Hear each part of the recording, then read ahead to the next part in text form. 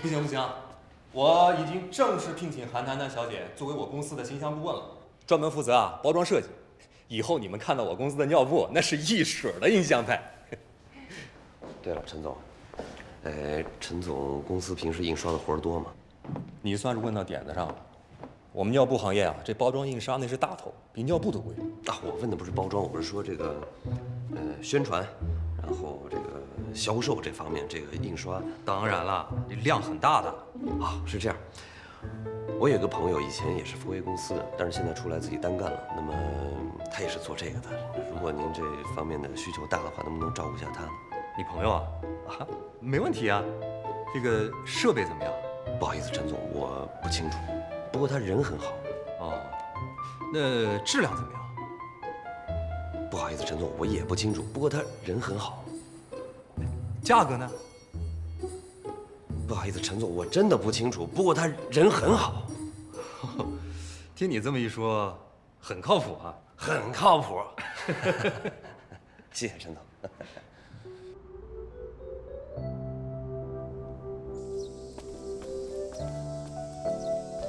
嘿，你今天怎么了？丢了魂似的。大学要毕业了。是鱼吗？你工作找着了吗？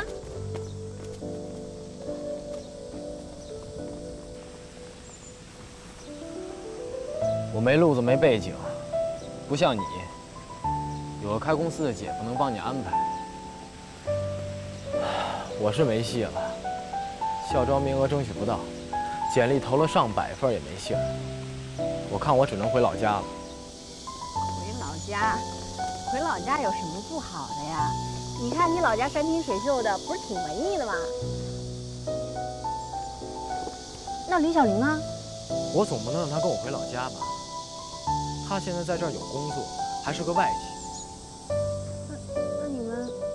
我爸在老家给我找了个工作，还不错。不过，最晚下个月报到。要是我月底再找不到留下的地方，我只能回去了。不就是个工作吗？就赶紧找呗。我找了，我刚才拿手机还上网来着。但是现在狼多肉少，竞争又这么激烈，你让我怎么办？那就再想别的办法。那活人还能被尿憋死啊，对不对？你赶紧的，你不能因为这事儿两人分隔两地。是不会分隔两地。要是我真留不下来，我们俩肯定得分手了。你们怎么能分手啊？你要跟小林分手了，还让我们怎么相信爱情啊？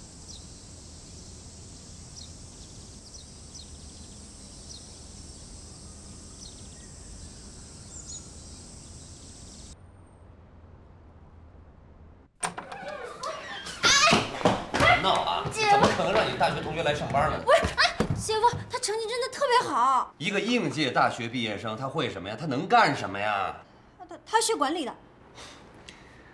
公司4个人，3个股东，你一个员工，让他管你啊？不是，但他勤快，他愿意学，你教他什么，他肯定都能学会。他要是干不好的话，我就吃一整锅麻辣牛啊，把自己辣死为止。哎，姐夫，你看看他的简历，他真的特别好，成绩特别好，而且特别爱劳动。你看一下，你看他这课余活动特别多，特别全才，特别优秀。哎，丁哥，你看一下。你看看，真的特别好。我跟你说，你们同学啊，要是学设计啊、学美编什么都可以。说，让我们怎么用啊？姐夫，我求你了，你就帮我。好，别闹，这是公司，我跟你说，公司现在状况你也知道啊。就算我答应，丁宇股东、柳林股东他们也未必答应。这哥们儿，别往我们身上推啊。那从普遍的情况来看，现在应届大学毕业生普遍的找工作难啊，没办法，我们没有能力帮他这个忙，就得让他自己想办法。他真的不能回老家，要不你这样，你就试用他1个月，这1个月你不给钱都行，好不好？回老家怎么了？没听说现在年轻人都逃离北上广吗？大城市有什么好的？物价又高，收入又低，压力又大，有什么好的？他要是回家的话，爱情就没了。是你男朋友？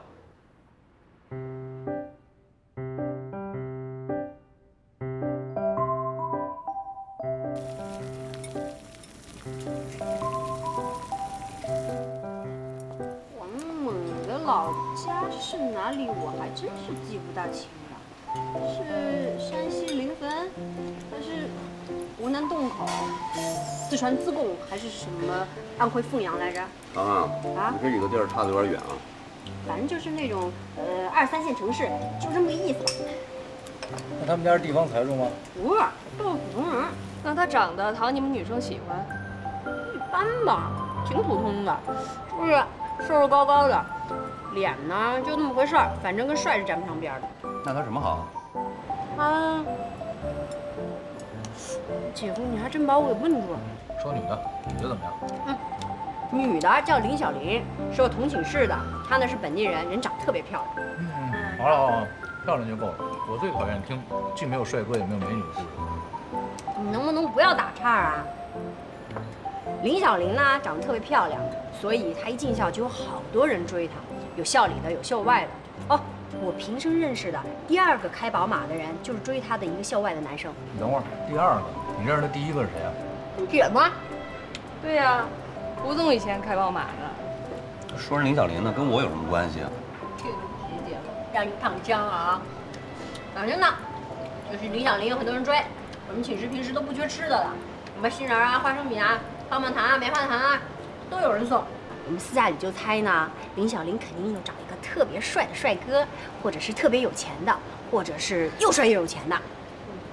你们学校有高富帅吗？当然有了，我们有一师哥有家族企业，身高1.86米呢，他特别喜欢林小林。问林小林，脑子里边哪个泡炸了，选了王蒙？年轻的时候，女人总是容易被感动的，几句甜言蜜语、小恩小惠的，就觉得找到真爱了。但是林小林虽然很多人追，他也说过，他答应他父母，在刚进大学的时候是不谈恋爱的。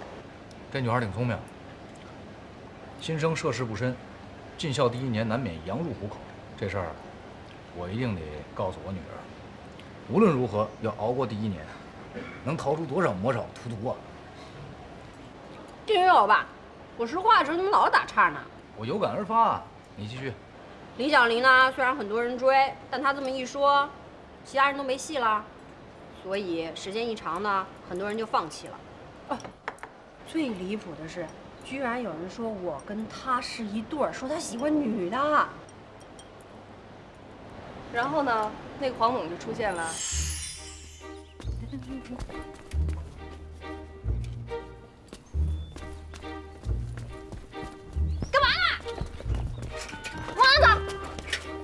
拿什么东西？王五钱你要偷车啊？不，你误会了，我也是这个学校的，我是管理系的。管理系怎么了？管理系就能偷车啊？再说了，我从来没见过你。你是没见过我，但是我知道你叫什么，你叫苏航航，对吧？你怎么知道我叫什么？你是林小玲的好朋友，这辆车不就是你的吗？我不是偷车的，我是来给你们擦车的。擦车？我知道了。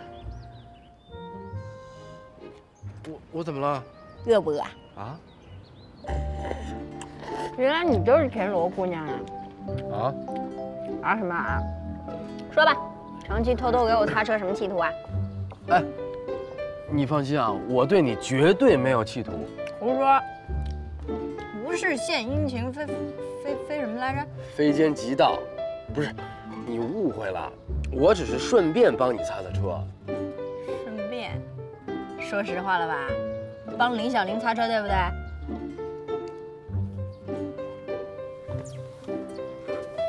你喜欢林小玲吧？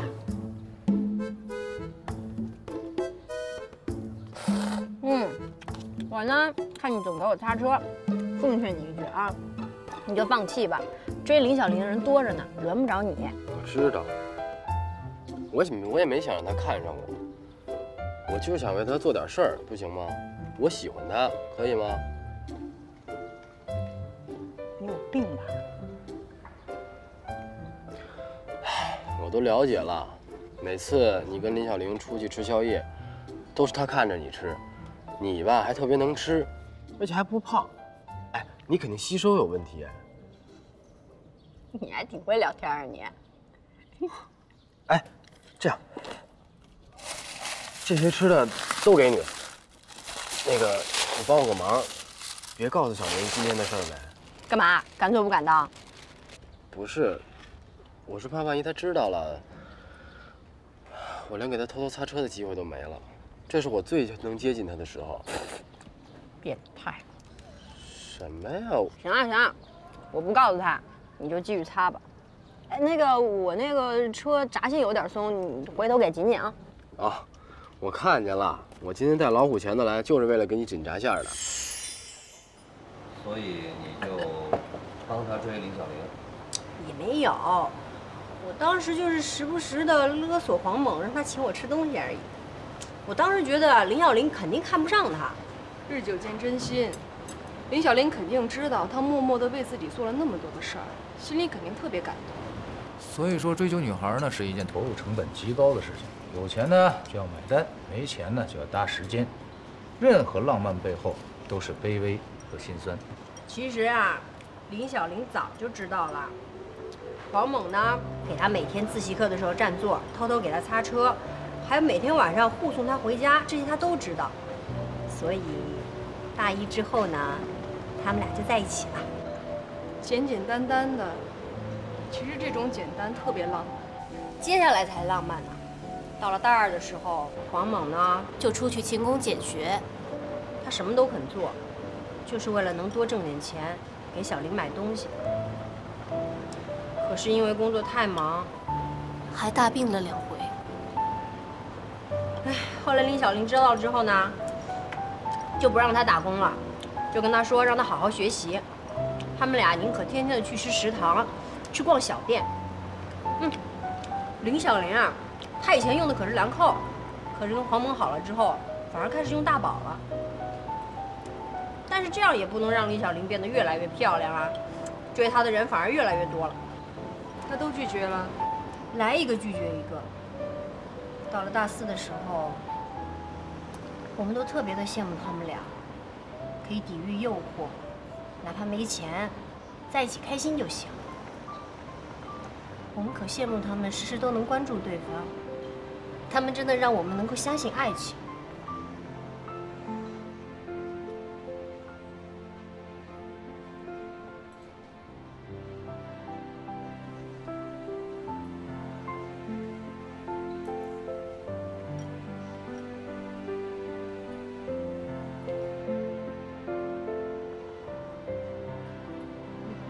你们怎么了？我在回忆我的大学时代，我这一生中就单纯的那4年。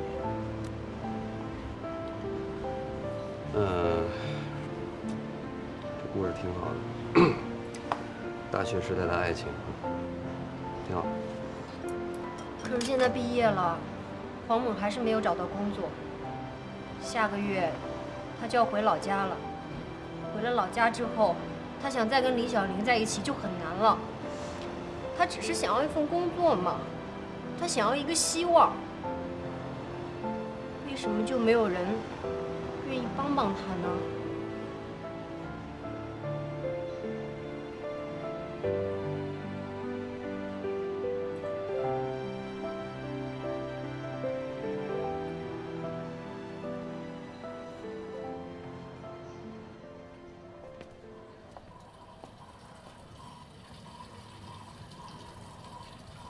我刚才打了一个电话给江大成，我说我有一个弟弟大学刚毕业，想找一个工作，他说答应给一个面试的机会。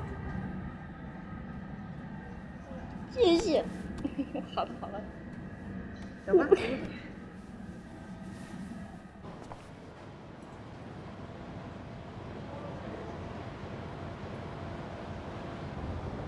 你已经看了我很久了。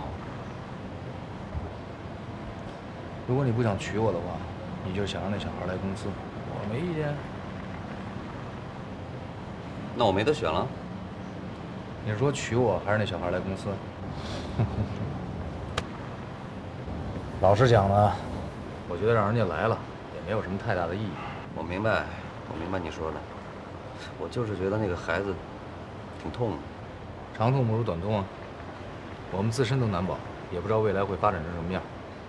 咱们总不能给人一个没有希望的希望吧？你说的没错。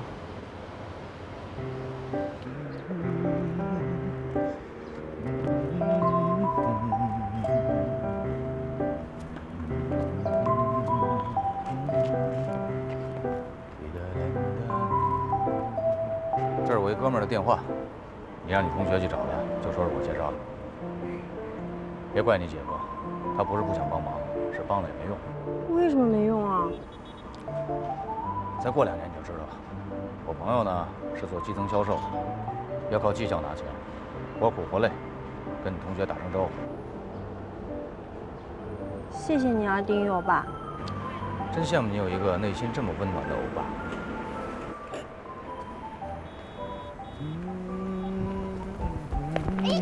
哎，啦啦，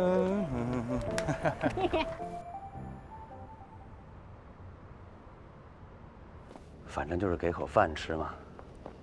是没经验，那不都是从没经验的时候开始的吗？好了，谢了啊，多谢啊。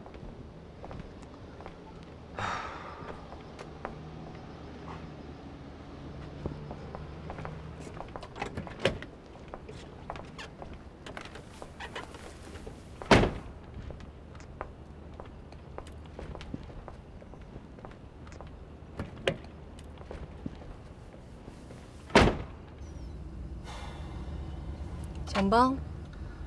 从普遍情况看，其实帮不上。你说，就算找到个工作，又能怎样呢？那你还费劲？不相信爱情了？哎呀，人这一生中最单纯的只有一次，就是大学时的恋爱。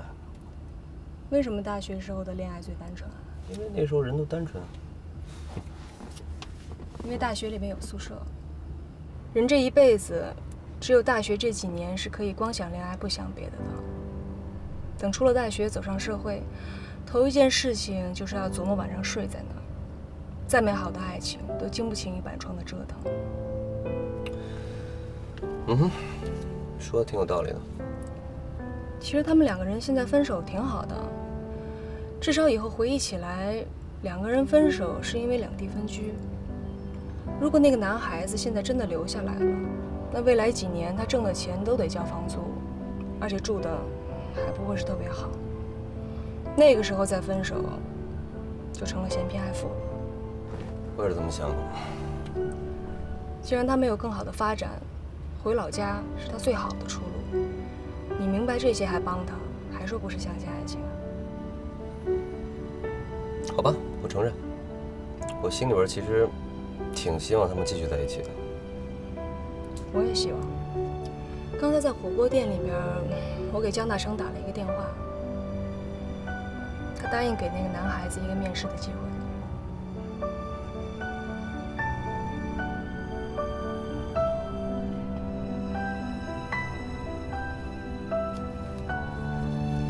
哎，你喜欢吃栗子啊？一般吧。但是那老2口家卖的栗子真的挺好吃的，一绝。买那么多不吃，还不如给航航呢。那你做人情吧。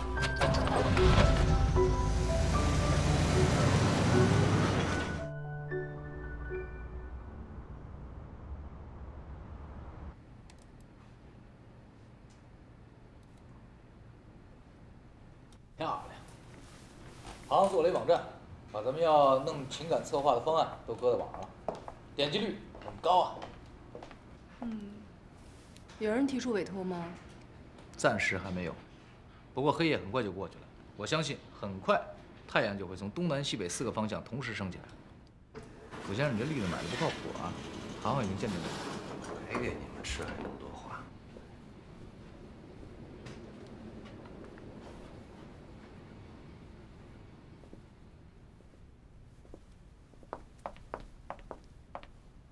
你好，普遍在吗？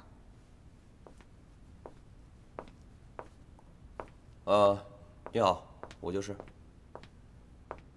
姐夫。啊？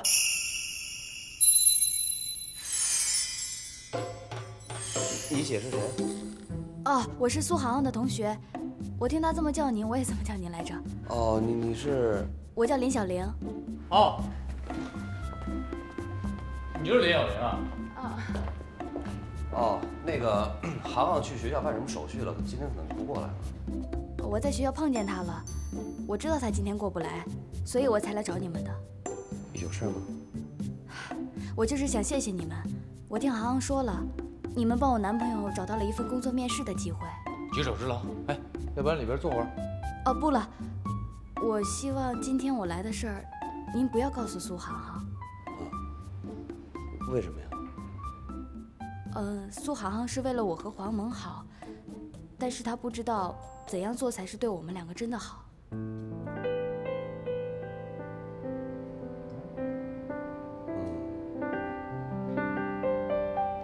好。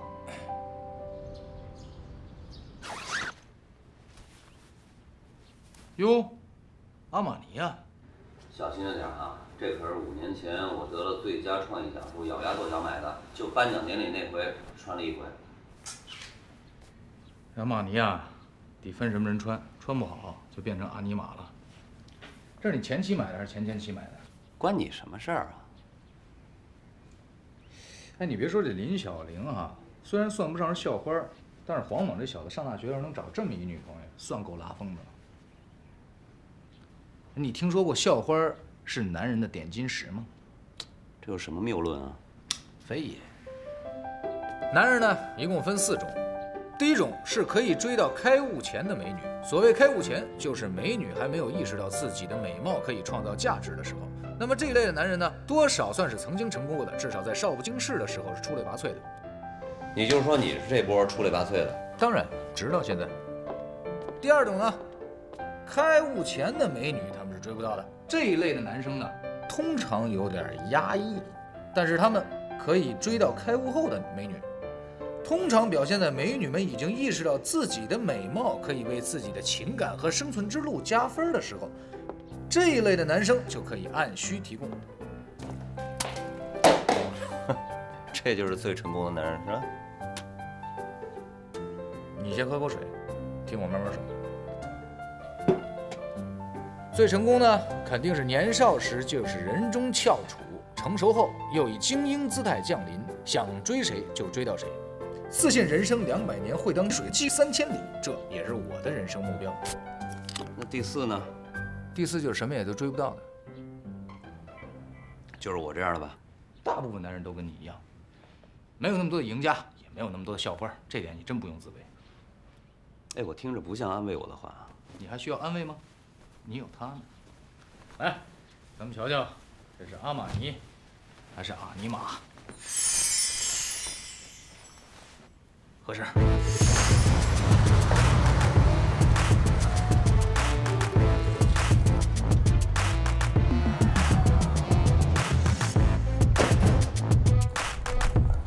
这车开得不错啊！哇，这可以。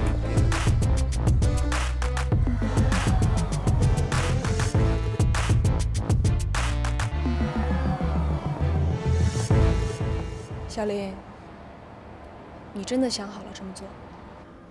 我考虑了很久，我不是突然做这个决定的。黄猛他愿意留下来为你奋斗，他想的太简单了。如果他真的能在这个城市找到一份很好的工作，我当然希望他留下来继续和我在一起。可是，他父亲在老家给他找了一份很好的工作，他可能回到家乡里3年5年就能过上很好的生活。可是留在这儿呢？现在这个城市里，能让他做的，无非是一些销售、打杂、卖保险，工资很低，但还要和别人合租，住到很偏很远的地方。可能3年、5年、10年，他都不能在北京买一栋房子。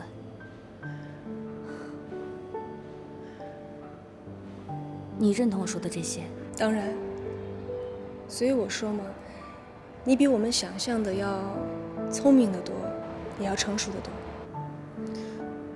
我不是物质的女生，当然不是。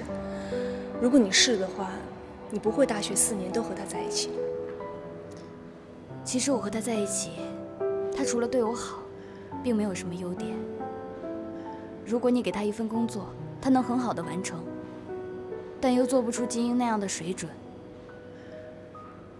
这个城市太大了，连精英都不能安稳快乐的生活。更何况他呢？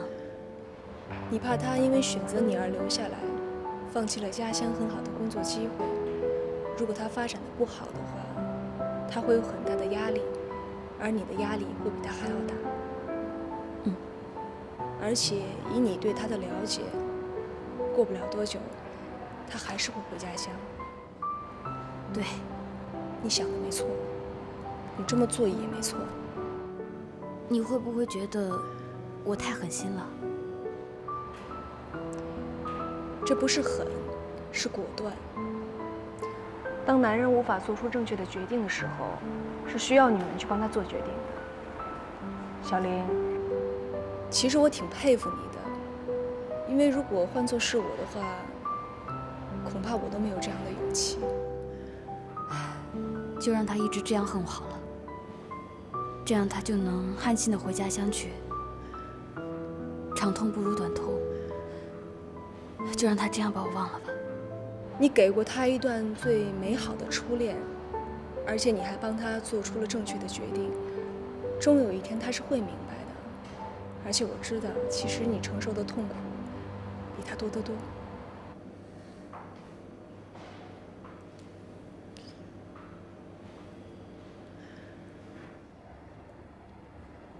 他马上就要来了，我最后再跟你确认一次，你真的想好这么做吗？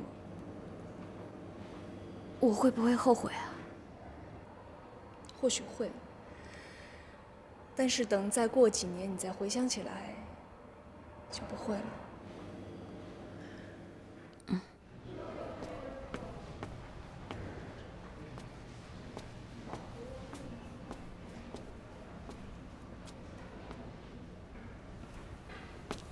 您好，是蒲总吗？我是那个张总介绍过来，那个给您我的简历。不用看了，就是帮哥们儿一忙。啊，先跟你说啊，底薪1800，试用期呢8折，扛业绩啊，不达标留不住你。哦，我知道，您放心，我一定好好干。哎，蒲总，那我具体要做什么呢？销售啊。销售什么呀？保险，懂吗？保险呀？怎么着，有难度？没事没事，我一定用心干，您放心。那还有什么别的要求吗？喂，蒲总，怎么那么巧啊？我妹的，盯不上啊！公司不错呀，这才几天就20多个亿了啊！咱俩合并得了。哎呦，我这小庙怎么容得下你这大和尚啊？运气好啊！约人吃饭，要不一起？哎，我不吃饭，我有正事情要办呢。约你职员面试。哎呀，你讲出来就不可爱了。刚毕业的女学生，上大学的时候我就有约过她，老子不开窍，跟一个穷小子混在一起。你好好教他呀，跟我们玩什么白蛇传呀？赶上道深他就得认怂。哎，你看，这就是我们成熟男人的建树了。他那个穷男朋友啊，也没有什么竞争力，我当他是狗屁了。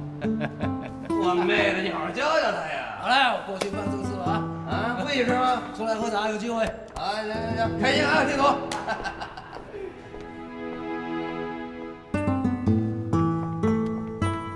我妹的，天儿还不错啊。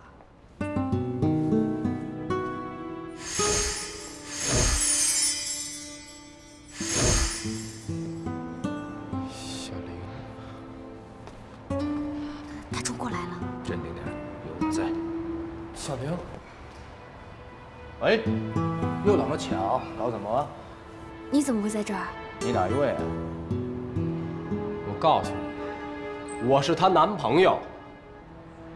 哇，今天真的好巧啊！这就是你讲的那个男朋友啊？那好啊，正好我宣布一下，你们已经结束了。放屁！我们不可能结束。你是什么东西？我是投资董事会的东西啊。你这个东西拿什么和我们竞争啊？我拿你大爷！年轻人，哎，你不要冲动，这里文明社会，到处都是摄像头。我告诉你，你被带到派出所，你爸爸妈妈会不高兴啊。你别这样，别这样。好，哇，你干得漂亮，把我阿妈你弄坏无所谓。我现在和你讲道理，你带小玲挤公车、坐地铁，买衣服要去地摊，买礼物要去夜市。我带她坐宾利，买衣服要带她去连卡佛 RFC， 吃饭随随便便也要去一家星级酒店享受。告诉我你拿什么和我比啊？拿真心对她，她觉得幸福。你给她幸福，哇，你动脑子想一想啊，如果他觉得幸福，怎么还会跟我在一起啊？你已经欺负他3年了，你还要再欺负他一辈子吗？好了，今天我不和你计较，衣服我也不要你赔。现在你让我们安心上电梯，给我们一些私人空间，好不好啊？小玲，摄像头啊！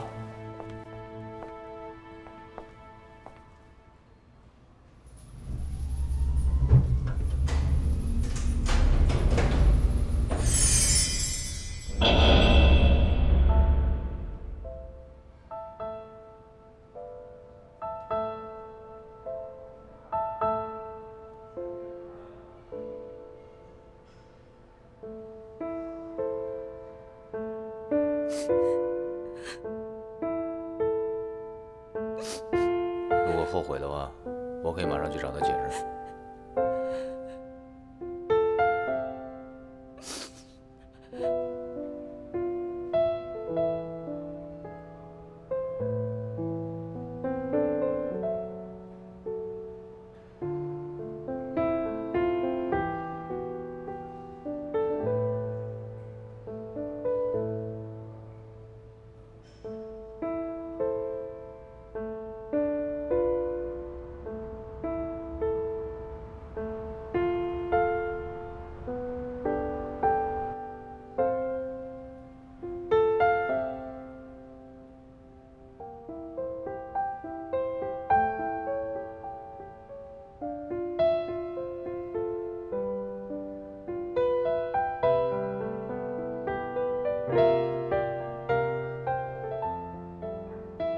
我跟你说，你别下来了，我估计一时半会儿他不会走的。我到现在都不知道我们这么做是不是对的。成长本来就是痛的，很痛。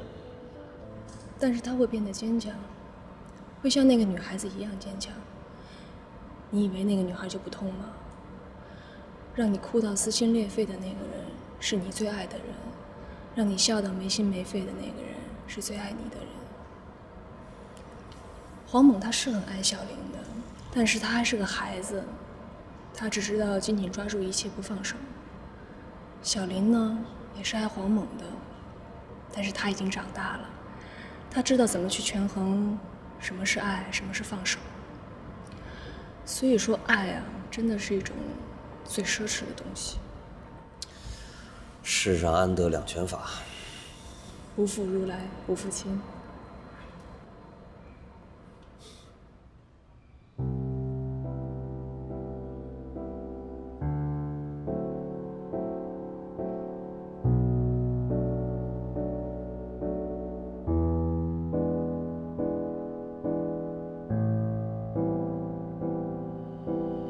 待会儿我们可以直接下地库，普遍已经把车开下去了。我能在这儿多坐一会儿吗？当然可以。谢谢你今天对我说了这么多。虽然我知道你是在安慰我，但是我还是好受了不少。算不上安慰吧，我只是把事实告诉你。他为你丢掉了家乡的工作，潜意识里面一定会认为他为你牺牲了很多。未来，你们一定会因为很多事情发生争执，到那个时候，他就会认为他为你牺牲了这么多，而你不理解他。如果他的事业能够成功的话，固然是好，但你也说过他很难成功。但一旦成功不了，他就会把所有失败的原因都归结在你身上。到那个时候，你们双方都会认为无法理解对方，而到那个时候你们再分手的话，他会和今天一样痛苦。不一样的是，你们都丢掉了很多时光。如果你现在跟他分手，他只是恨你，内心深处还会爱着你。如果到那个时候再跟他分手的话，他不但不会爱你，反而会有一种解脱感。我能喝点酒吗？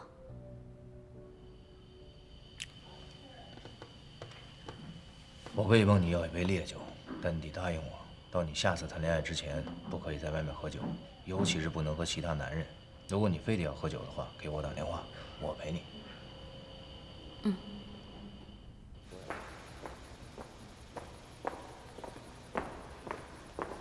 来。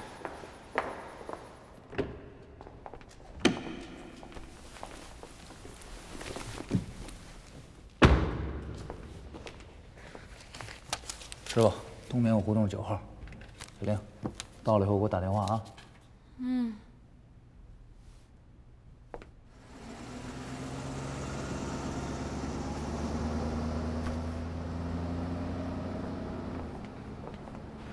这么长时间？是啊，小玲想喝点酒，我就陪着她安慰了她一下。没什么趁火打劫的。胡先生，我花，但我可并不脏，趁火打劫的事儿我干不出来。忘了告诉你了，你这件阿玛尼被黄蒙给拽成安妮玛了。扣子呢？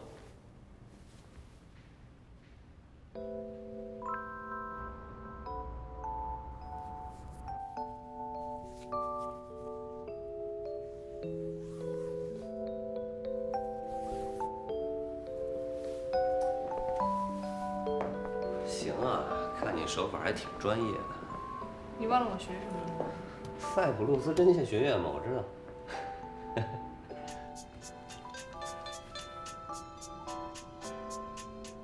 喂，涵涵。姐夫，黄猛跟我说你给他介绍的工作不错，不过他还是决定回老家去。那他要已经做了决定，你就别再劝他了。我也没办法劝了，劝了半天。我问他是不是不愿意为了小玲努力，但是他居然跟我说什么该结束就结束，哎，真气死我了。行了行了，你别多想啊。毕竟呢，他们曾经有过一段美好，是不是？就这样吧。干嘛不告诉航航实话？干嘛告诉他呀？他还相信爱情呢，何必让他知道这么残酷的事实呢？好了。行啊，巧夺天工，一点痕迹都没有。哪儿坏了我都找不着。哪儿啊？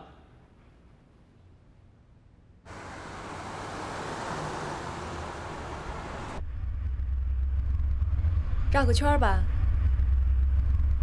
绕什么圈儿？突然想吃糖炒栗子。哎，你不是不喜欢吗？怎么了？舍不得请我啊？OK。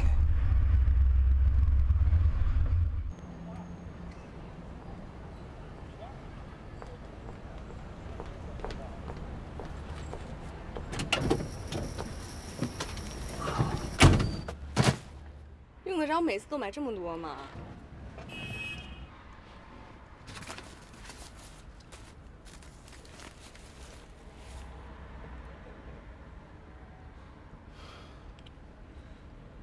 我真是没法享受栗子的味道。哎呦，那你还要？你也不吃啊？那你还经常来买？你是因为他们很恩爱，又很贫弱。你同情他们，所以呢，就算是你不吃，也吃不了那么多，你还是会来买。这种感觉呢，就像是做慈善，花一点钱就立刻让自己伟岸起来了，感觉特别好。然后呢，再假装有意无意的带着女孩来，让她看到自己的善良、自己的慷慨，一举两得，不错。你好像真的误会我了。其实我也挺同情他们的，这么大年纪了，还有大晚上出来摆摊儿，所以我也很愿意帮助他们。差不多12年前，我第一次路过这里，我买了他们的栗子，因为我被他们非常恩爱的那种感觉所打动。然后隔了几年，我又路过这里，没想到他们还在这儿摆摊儿，依然像我第一次遇见他们那时候那种相互扶持、不离不弃的那种恩爱，我真的非常感动。其实我特别喜欢这种既简单又真实的存在感。那么也是从他们身上让我感觉到，其实这个世界上，爱情是永远不会消亡的。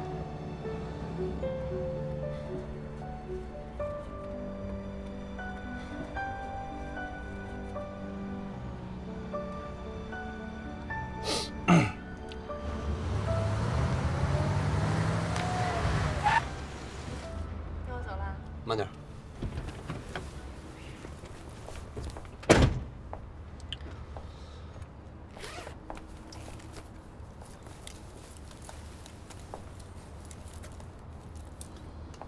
坏了，我没带钥匙。啊？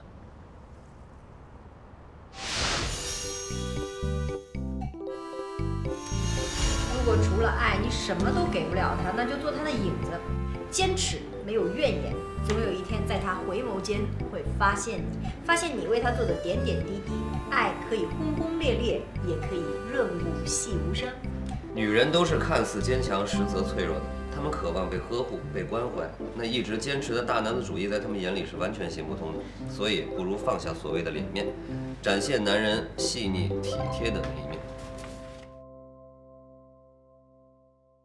总有不得已，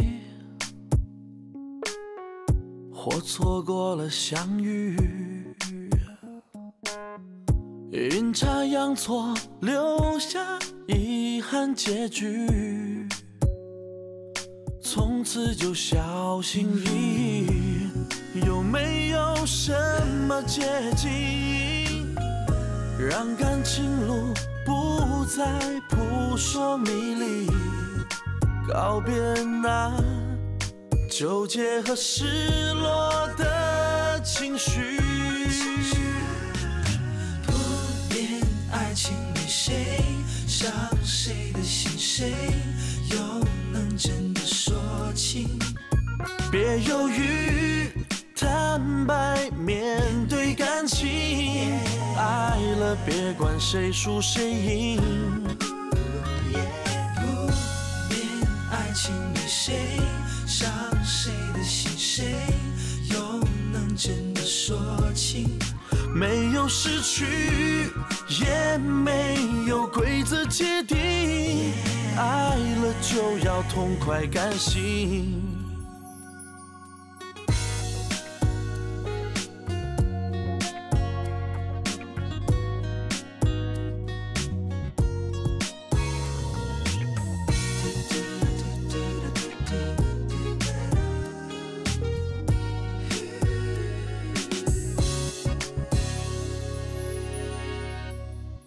直到遇见你，